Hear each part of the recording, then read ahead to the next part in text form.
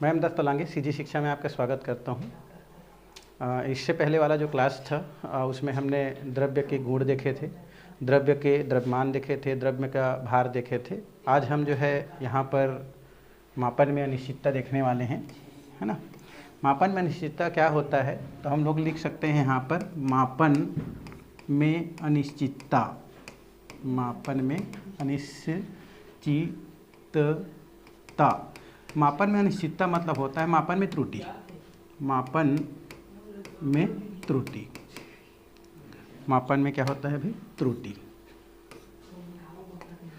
मापन में त्रुटि, तो हम लोग सिंपल बोल सकते हैं मापन में अनिश्चितता मतलब होता है मापन में त्रुटि। हमारे द्वारा जो भी मापन किया जाता है उस मापन में कुछ न कुछ क्या होता है? त्रुटि होता है, तो वही क्या कहलाता है? हमारा मापन में अनिश्चितता कहलाता है। अब मापन में जो अनिश्चितता होता है वो सभी प्रकार के जो हमारे क्या होते हैं पदार्थ के जो मापन हैं उसमें सभी में अनिश्चितता नहीं आता है। कुछ पदार्थ जो होता है या कुछ हमारे मापन होता है जिसमें किसी प्रकार की कोई अनिश्चितता नहीं होती है। जैसे अगर हम बोल रहे हैं कि फलों को गिन रहे हैं तो उस स्थिति में जो है आपका मापन में अनिश्चितता नहीं होती है। पेन को अगर हम क्या करते हैं? काउंट करते हैं तो वहाँ पर जो है अनिश्चितता नहीं होती है। लेकिन कुछ हमारे ऐसे मापन होते हैं जिसमें क्या होती है? अनिश्चितता पाई जाती है ना। जैसे वैज्ञानिक जो संकेतन होता है, अगर उसको हम क्या करते हैं? मापन करते हैं तो उस स्थिति में क्या हो जाती है? उनमें कुछ अनिश्चितता आ जाती है या उसमें कुछ त्रुटि आ जाती है। अतः मापन में कोई अनिश्चितता ना आए, कोई त्रुटि ना आए, इसलिए जो मापन की प्रक्रिया है उसको एक बार ना करके उसको कई बार क्या की जाती है? दोहराई जाती है। और प्राप्त जो भी मान होती है, मान लो एक मापन को हम 4 बार करते हैं तो 4 बार करने के बाद हमको एक बार जो है 4, 5, 6 और 7 प्राप्त होता है। अब वो प्राप्त जो मान होता है उसका हम लोग क्या निकाल देते हैं? औसत निकाल देते हैं। और जो भी मान प्राप्त होता है वो जो मान है वो आपका एक यथार्थ मान या एक परिशुद्धता मान को क्या करता है? प्रदर्शित करता है। तो इस तरीक़ा से जो है यथार्थ मान प्राप्त करने के लिए या परिशुद्धता मान प्राप्त करने के लिए कोई भी जो मापन की प्रक्रिया है उसको हम क्या करते हैं? बार बार दोहराते हैं और उसके बाद उसका जो भी औसत मान प्राप्त होता है वही औसत मान क्या होता है? दिए गए जो भी हमारा मापन है उसके यथार्थता और परिशुद्धता को क्या करता है? प्रदर्शित करता है। तो आगे हम जो है इसी परिशुद्धता और यथार्थता के बारे में क्या करने वाले हैं? पढ़ने वाले हैं। तो आगे हम किसके पास चलते हैं भाई? यथार्थता के पास। तो यथार्थता होता क्या है ना, एक्यूरेंसी होता क्या है? तो आप बता सकते हैं कि कोई भी जो क्या होता है प्रयोग से जो प्राप्त मान है वह प्राप्त मान या प्राप्त जो औसत मान है वह वास्तविक मान के कितना समीप होता है वही पदार्थ की क्या कहलाता है? यथार्थता कहलाता है। कहने का मतलब ये है कि हमारे द्वारा कोई क्या किया जाता है, अगर मापन किया जाता है या कोई प्रयोग किया जाता है तो उससे जो प्राप्त मान होता है वह मान वास्तविक मान के कितना समीप है ना, उसके कितने नज़दीक है, यही क्या कहलाता है? मापन की यथार्थता कहलाता है ना। और मापन की यथार्थता बराबर लिखा जा सकता है औसत प्रायोगिक मान और वास्तविक जो मान होता है इसका जो क्या होता है? हमारा अंतर होता है वो क्या कहलाता है? हमारा मापन में यथार्थता कहलाता है। उदाहरण के तौर पर अगर हम बात करें तो मान लेते हैं हमारा यहाँ पर क्या दिया गया है? एक कैल्शियम ऑक्सीक्लोराइड, इसको हम लोग क्या बोलते हैं भाई? विरंजक चूर्ण कहते हैं, ठीक है। तो ये जो विरंजक चूर्ण होता है, इस विरंजक चूर्ण का जो है या इस विरंजक चूर्ण से क्लोरीन जो होता है, इस क्लोरीन को 2 विधि से क्या किया जाता है? प्राप्त किया जाता है। तो एक विधि से क्लोरीन का जो मान होता है वो हमारा 35 पाइन क्या होता है? 88 प्राप्त होता है। और दूसरा विधि से हमारा जो क्लोरीन होता है उसका मान क्या होता है? हमारा 35 पॉइंट मान लो यहाँ पर 66 प्राप्त होता है। तो इन दोनों का क्या किया जाता है? औसत मान निकाला जाता है। और औसत मान निकालने के पश्चात ये देखा जाता है कि कौन सा जो मान होता है वो आपका जो है वास्तविक मान के क्या होता है? समीप होता है। और वही मान क्या कर लिया जाता है? आपका जो है यथार्थ मान लिया जाता है। तो इस तरीक़ा से यथार्थता को क्या किया जा सकता है? प्रदर्शित किया जा सकता है। इसी प्रकार से एक और मान होता है हमारा, वो है हमारा परिशुद्धता। परिशुद्धता का मतलब भी लगभग यथार्थता जैसा है। इसमें भी हम क्या करते हैं? कोई भी हमारा जो क्या होता है जो मापन है उसको हम लोग एक बार से अधिक बार क्या करते हैं, उसको करके देखते हैं, और जो भी हमारा क्या होता है वहाँ से मान प्राप्त होता है, उन मानों का हम क्या देखते हैं, समीपता देखते हैं। मतलब एक से अधिक मान है, उसमें दोनों मान में या जितना भी मान प्राप्त हुए हैं उन मानों में क्या समीपता है उसको देखते हैं। साथ ही साथ उसका जो औसत मान है उसको हम लोग देखते हैं, और वही मान क्या कहलाता है, हमारा परिशुद्धता को प्रदर्शित करता है। मतलब परिशुद्धता क्या होता है, तो किसी है ना मापन को हम लोग क्या करते हैं, किसी पदार्थ का जो मापन हो कई बार करते हैं, और प्राप्त जो भी मान होता है वह मान एक दूसरे के कितना समीप है या औसत मान के कितना समीप होता है, वही उस पदार्थ की क्या कहलाता है, हमारा परिशुद्धता को क्या करता है, प्रदर्शित करता है। इसके लिए आप उदाहरण क्या कर सकते हैं, रख सकते हैं। उदाहरण की अगर हम बात करें तो मान लेते हैं हमारे पास जो है 4 छात्र है, एक छात्र मान लो ए है, ए हमारा बी है, और एक क्या है सी है, और एक क्या है हमारा डी है। इन जो है चारों छात्रों को जो है एक धातु है ना, मान लेते हैं हम लोग वो जो है कापर धातु है, और इसका एक वास्तविक जो है मान जो है वो आपका मान लो 10 पाइन क्या है हमारा 12 ग्राम है। इसको मापने के लिए क्या कर दिया जाता है, किसी जो है चारों विद्यार्थियों को दे दिया जाता है, जिसका वास्तविक मान इतना होता है। मान लेते हैं एक विद्यार्थी इस मापन को जो है 5 बार करता है, और 5 बार करने के पश्चात उसका जो भी मान प्राप्त होता है या अलग अलग मान प्राप्त होता है। उसी प्रकार बी वाला भी उसी मापन को 5 बार करता है, सी वाला भी उसका 5 बार मापन करता है, डी वाला भी क्या करता है 5 बार मापन करता है। तो उनके द्वारा किया गया जो क्या होता है, जो मापन होता है, उस मापन का बाद में क्या किया जाता है, एक औसत मान निकाला जाता है। और वो जो औसत मान होता है, मान लेते हैं इनके द्वारा 5 मापन किया गया, मान लो ये हो गया हमारा 11.2 हो गया, ये हमारा 10.2 हो गया, ये 9.2 हो गया, ये हमारा 8.2 हो गया, और ये मान लो 7.2 हो गया।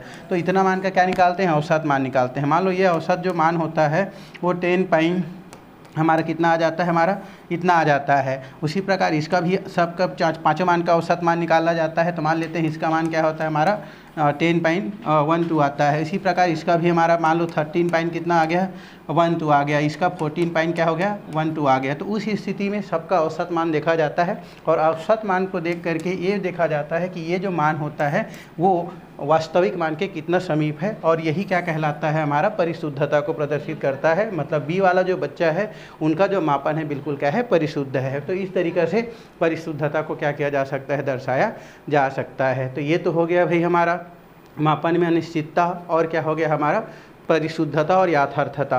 अब हम जो है थोड़ा सा आगे बात करते हैं, हम लोग जो है वो है वैज्ञानिक संकेतन। ठीक है, तो यहाँ पर हम क्या लिखते हैं भाई, वैज्ञानिक संकेतन। ये थोड़ा सा हमको देखना है वैज्ञानिक संकेतन होता क्या है। तो हमारा टॉपिक क्या है भाई, हमारा वैज्ञानिक संकेतन। वैज्ञानिक देखेंगे संकेतन। वैज्ञानिक संकेतन क्या होता है, क्योंकि हमारा जो रसायन विज्ञान है, इस रसायन विज्ञान में हम परमाणु और अणु की क्या करते हैं भाई, बात करते हैं। तो ये जो परमाणु है या हमारा जो क्या है, हमारा अणु है, ये दिखने में बहुत छोटा होता है ना।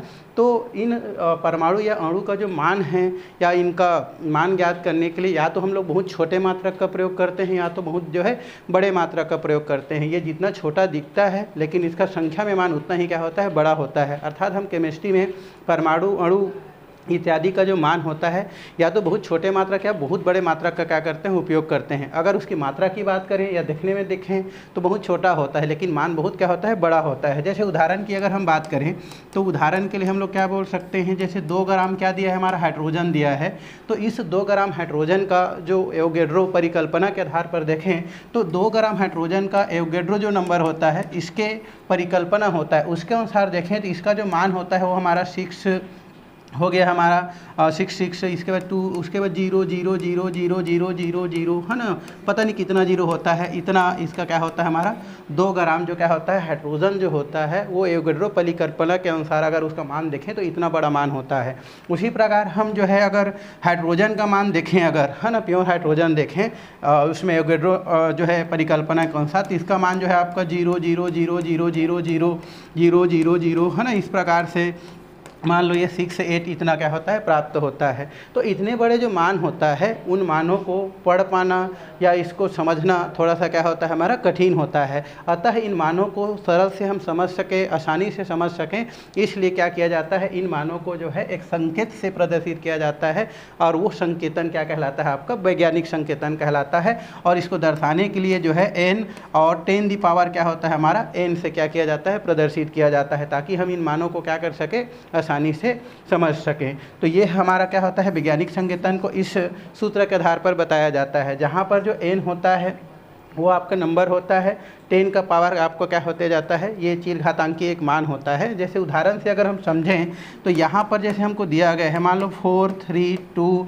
पॉइंट दिया है, 4, 5 और 6 दिया गया है। तो इसको अगर वैज्ञानिक संकेतन के रूप में अगर हम लिखें तो हम वैज्ञानिक संकेतन रूप के लिखने के लिए क्या करते हैं, ये जो मान होता है उस मान को हम लोग यहाँ पर रख देते हैं और मान लेते हैं ये जो हमारा पॉइंट है उसको हम लोग यहाँ पर है, अभी 3 के बाद है, इस पॉइंट को अगर हम क्या करते हैं यहाँ पर खिसका कर ले लेते हैं तो हमारा मान क्या हो जाता है 4.32, ये हो जाता है 4, 5 और कितना हो जाता है 6 हो जाता है।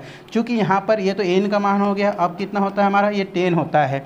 चूँकि हम लोग जो पॉइंट है उसको हम लोग कितना खिसकाए हैं भाई, हमारा 2 बार खिसकाए हैं, है ना, 1 और 1 2, तो यहाँ पर क्या हो जाता है 10 दी पावर कितना हो जाता है हमारा 2 हो जाता है। अगर उसको हम 3 जो है पॉइंट इधर खिसका देते तो वहाँ पर 3 लिखते, 4 बार खिसका देते तो कितना लिखते 4 बार लिखते, लेकिन पॉइंट को हम लोग कितना पीछे खिसकाए हैं, 2 मान के पीछे खिसकाए हैं, इसलिए 10 दी पावर क्या लिखते हैं हम लोग 2 लिखते हैं। तो ये जो मान होता है यही आपका क्या कहलाता है वैज्ञानिक संकेतन कहलाता है। उसी प्रकार और भी आप क्या कर सकते हैं, उसमें उदाहरण देख सकते हैं। जैसे सेकंड उदाहरण देखें तो कोई मान दिया है, मान लो 0.0000431 ये आपको दिया गया है।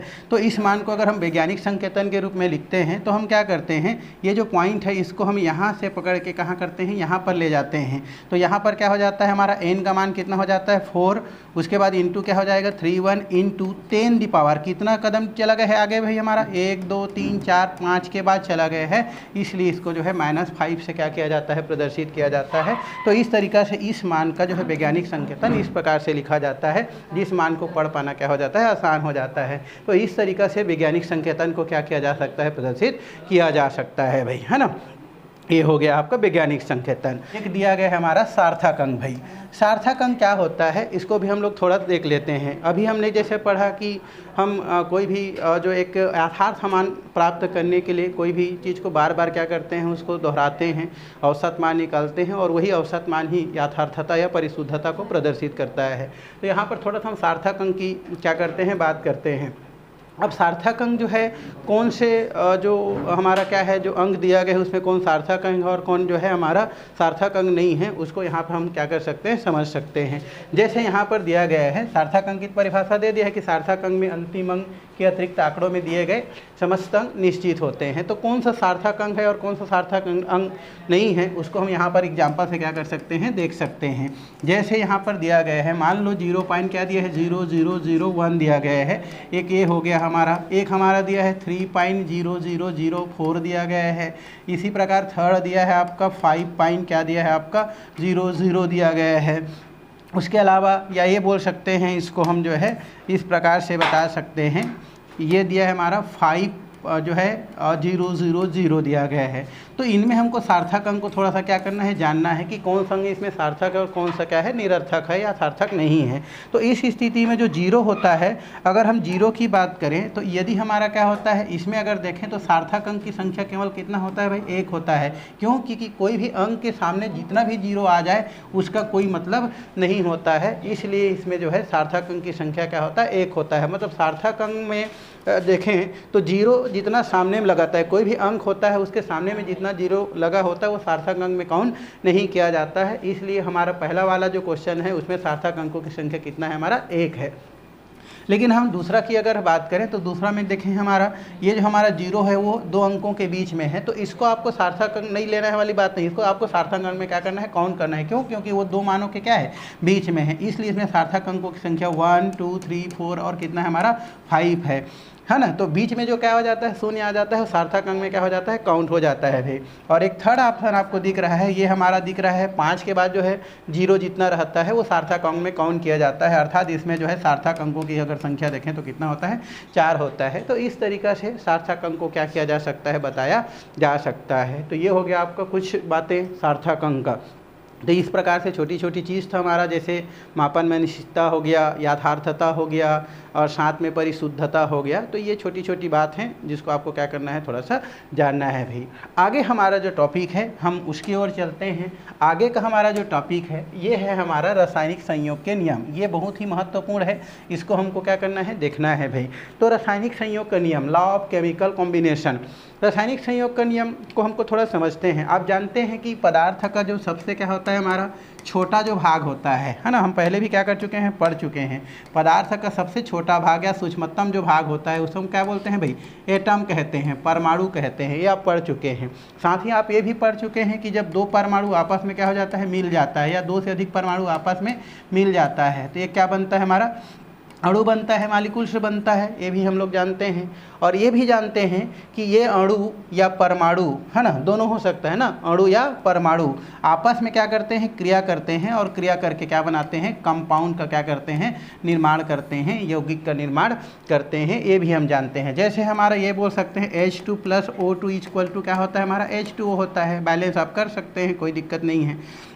तो यहाँ पर हम लोग कितना कर दिए, 2 कर दिए, यहाँ पर 2 कर दिए। तो हम देख रहे हैं कि यहाँ पर दो अणु है ना आपस में मिल करके क्या बनाता है, एक यौगिक का क्या करता है, निर्माण करता है। या हम ये बोल सकते हैं कि दो परमाणु है ना मिल करके एक अणु या यौगिक का निर्माण करता है। तो इस प्रकार हम जानते हैं। तो ये यौगिकों का जो बनना है ना, एक से अधिक अणु के मिलने से जो यौगिकों का क्या है, बनने की जो प्रक्रिया है वो कुछ हमारे नियम पर क्या होता है, आधारित होता है। और वही जो नियम है वो क्या कहलाता है, हमारा रासायनिक संयोजन का क्या कहलाता है, आपका नियम कहलाता है। और यहाँ पर रासायनिक जो संयोजन है उसके नियम को जो है कितने भागों में, हमारा 5 भागों में क्या किया गया है, बांटा गया है। 5 भागों में बांट के इसको क्या किया जाता है, पढ़ा जाता है। जिसमें से पहला जो हमारा जो नियम है वो है हमारा द्रव्यमान संरक्षण का नियम, या इसी को बोलते हैं पदार्थ के अविनाशिता का नियम। ठीक है, तो ये हमारा पहला रासायनिक संयोग का नियम जो है होता है। तो ये क्या होता है, इसको हमको जानना है।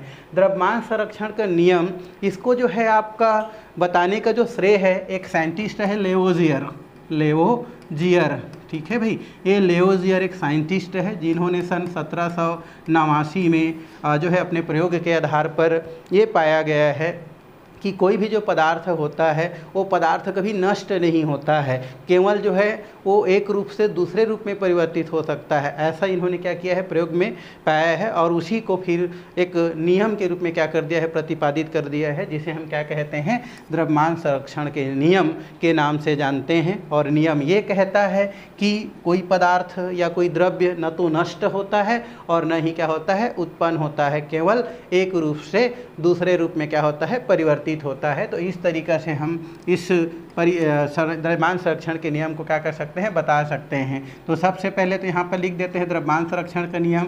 देने का श्रेय किसको जाता है भाई, इसको लेवोजियर को जाता है, हमारा लेवोजियर है ना, लेवोजियर। तो लिख देते हैं यहाँ पर लेवोजियर। ठीक है, कितना में दिया है भाई इसको, 1700 कितना में हमारा ये दिया है आपका 1700 हमारा 89 में। अब यहाँ से लिख सकते हैं कि द्रव्य को न तो है ना उत्पन्न किया जा सकता है,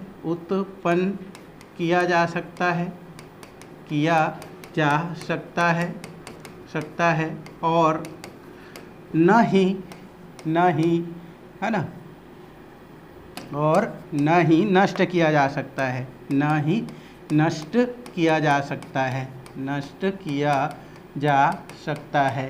केवल एक रूप से दूसरे रूप में परिवर्तित किया जा सकता है भाई। एक रूप से दूसरे रूप में परिवर्तित किया जा सकता है।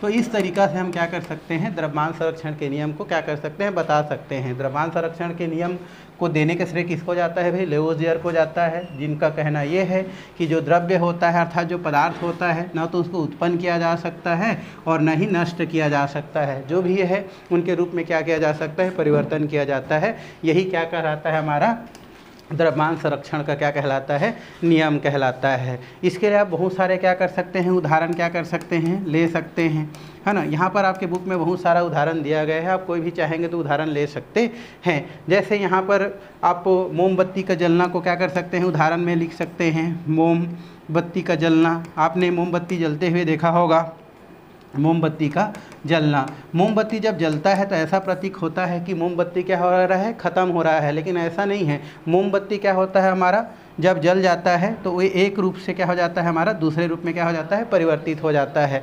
अर्थात वहाँ पर जो है द्रव्यमान संरक्षण के नियम की क्या होता है, हमारा पुष्टि करता है। तो आप उदाहरण में मोम का जलना को क्या कर सकते हैं, रख सकते हैं।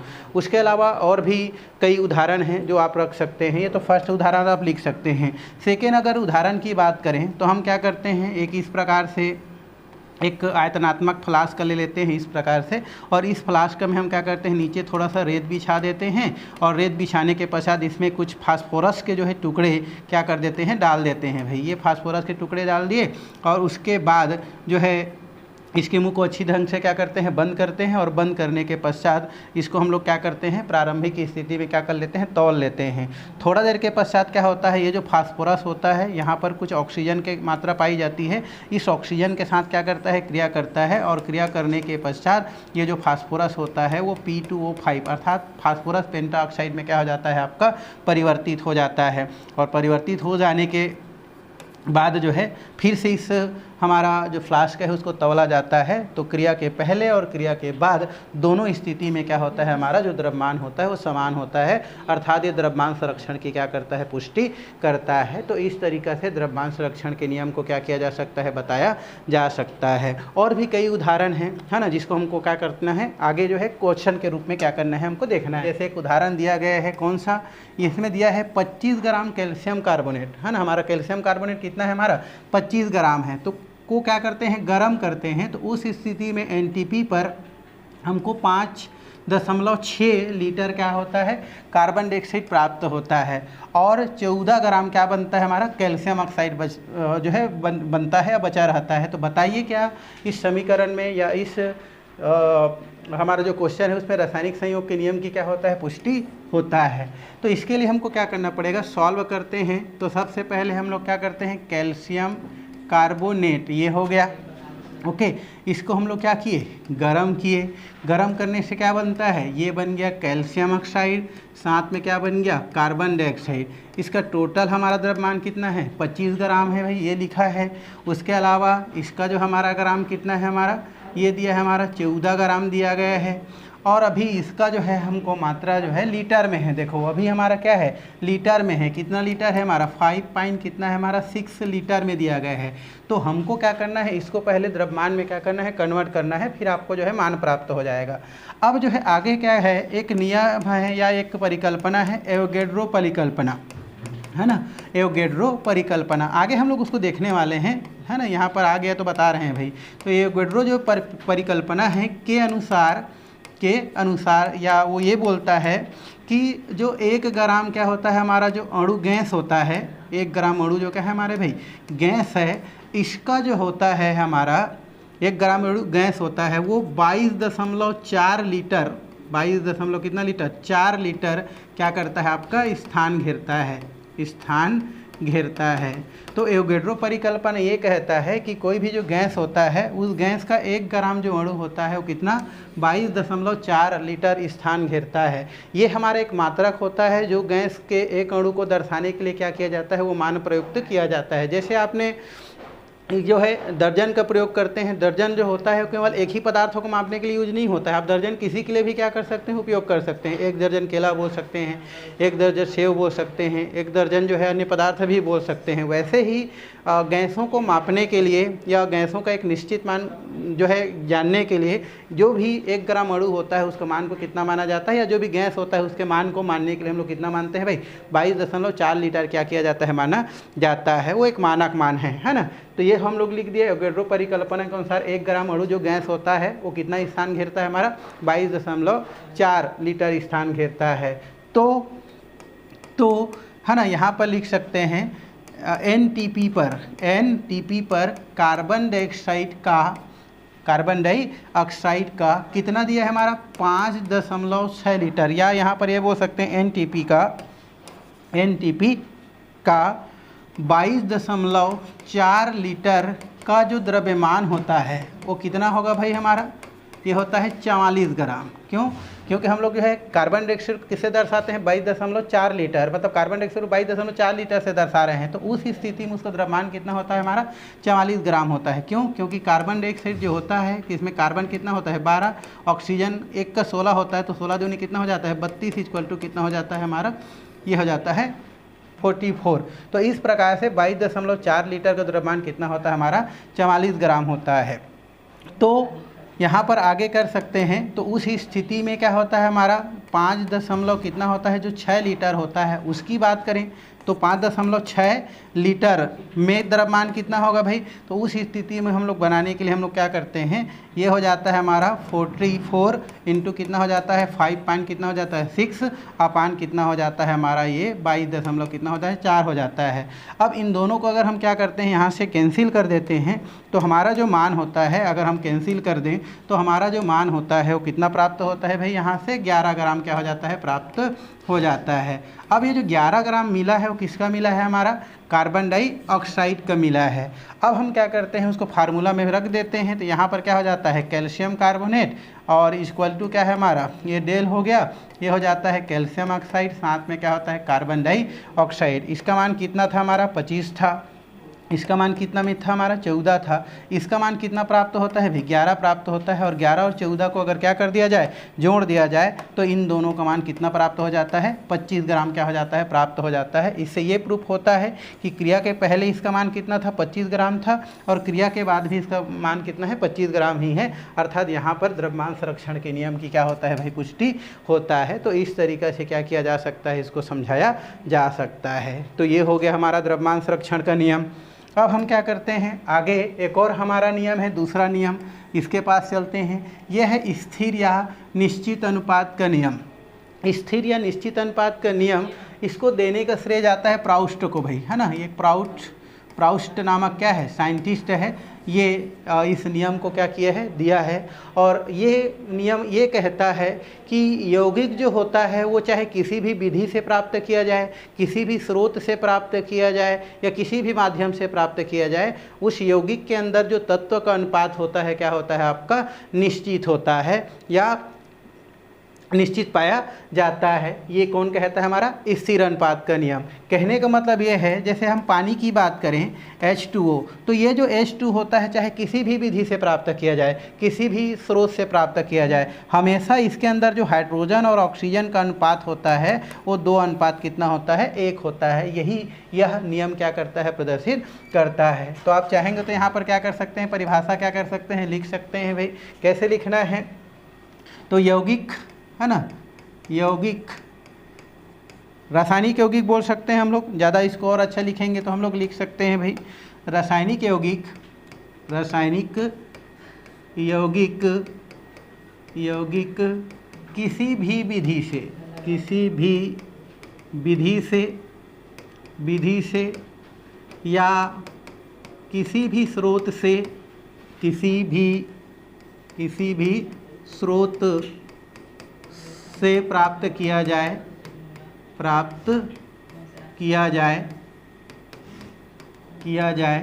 है ना। यौगिक में तत्वों का अनुपात क्या होता है भाई निश्चित होता है, निश्चित होता है। ये हमने क्या कर दिया परिभाषा लिख दिया भाई। और चाहेंगे तो आप उदाहरण क्या कर सकते हैं, कोई भी ले सकते हैं। जैसे आप पानी का उदाहरण लेना चाहते हैं तो पानी का ले सकते हैं। एग्जाम्पल H2O किसी भी विधि से प्राप्त किया जाए, हमेशा उसमें हाइड्रोजन का अनुपात 2 होगा और ऑक्सीजन का अनुपात कितना होता है 1 होता है। चाहे वो आप तालाब से लो, चाहे नदी से लो, चाहे झील से लो, हर जगह पानी में हाइड्रोजन और ऑक्सीजन का अनुपात कितना होता है हमारा 2:1 होता है। तो इस तरीक़ा से स्थिर अनुपात के नियम को क्या किया जा सकता है प्रदर्शित किया जा सकता है। इससे भी रिलेटेड आप क्या कर सकते हैं, कुछ क्वेश्चन देखते हैं। ये हमारा दिया है 1.375 ग्राम क्यूप्रिक ऑक्साइड का हाइड्रोजन के प्रवाह में गर्म करने पर इतना ग्राम तांबा प्राप्त होता है ना। एक दूसरा प्रयोग में इतना पाइन क्या दिया है हमारा, तांबा दिया गया है, और इसको नाइट्रिक अम्ल के साथ है ना HNO3 के साथ क्या करते हैं हम लोग, क्रिया कराते हैं, तो हमको जो है आपका 1.476 ग्राम क्या होता है हमको जो है क्यूप्रिक ऑक्साइड प्राप्त होता है। तो दर्शाओ इसमें स्थिर अनुपात के नियम की पुष्टि होता है या नहीं होता है। तो सॉल्व करने के लिए हम लोग क्या करते हैं, सबसे पहले यहाँ पर हम लोग पहला वाला जो प्रयोग है इसकी बात करते हैं। तो ये हो गया आपका प्रयोग 1 में। तो प्रयोग 1 में हम देखें तो यहाँ पर जो मान दिया है उसको लिख लो। तो यहाँ पर क्या दिया है, क्यूप्रिक ऑक्साइड, तो यहाँ पर CuO को बोलते हैं क्यूप्रिक ऑक्साइड।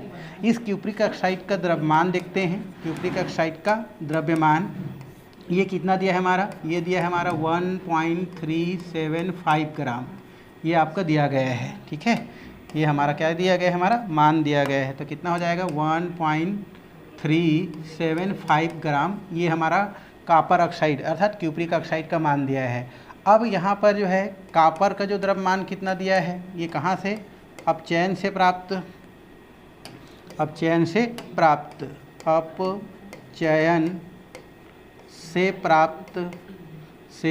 प्राप्त जो कॉपर का मान दिया है, ये हमारा कितना दिया है हमारे भाई 1.179 दिया गया है। तो यहाँ पर ये तो हो गया हमारा कॉपर ऑक्साइड का मान या क्यूप्रिक ऑक्साइड का मान, ये है अपचयन से प्राप्त कॉपर का मान। तो यहाँ पर आगे देखना है, तो कॉपर ऑक्साइड में कॉपर का प्रतिशत,